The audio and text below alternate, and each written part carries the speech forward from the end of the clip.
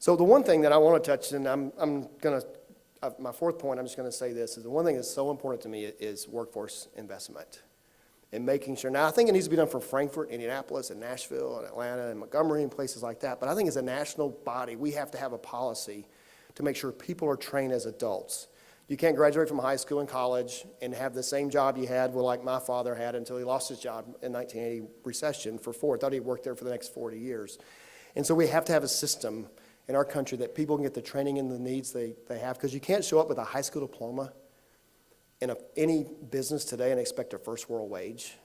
You have to have skills to bring to the table, and that's something we need to focus on. You have a great university here doing it. You have great KCTCS that Governor Patton put in place, and so I'm bipartisan. I think it's one of the best things that's happened in Kentucky in the last several years. Just before I got to the legislature was setting up a structure where we emphasize that, but that was done in Frankfurt. But we need to have a national perspective to make sure local governments and state governments can do that. And I'll close with this, and I'm going to get to questions, so I was all of that. But so the question is, where are we? Well, there are big debates going to happen in Washington, and I really believe that that's worth having great discussions about, because it's really going to direct where we go in upward mobility for our children and grandchildren.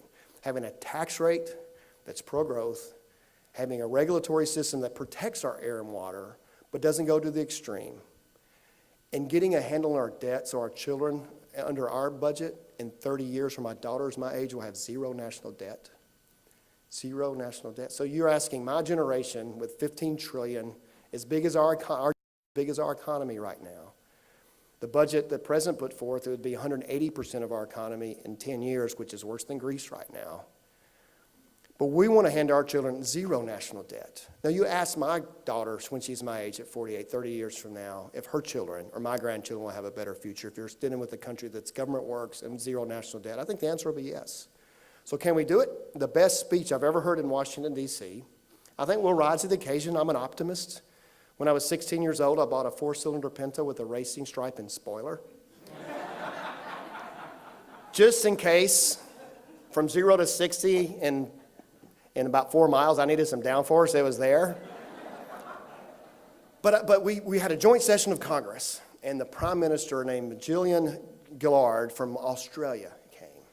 She's probably early 50s. I think she was younger than me, but by given what she said, she remembers this event. I sort of do, but she remembers it, so she has to be a little bit older than me. But she stood before us, and she said, what defines America from our parents' generation is that you saved us in World War II. Surprised a foreign leader came and said that in a foreign country, but she did.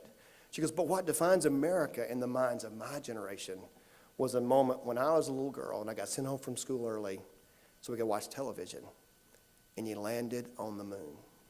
She says, I'll never forget just looking at my mom and saying, wow, those Americans can do anything.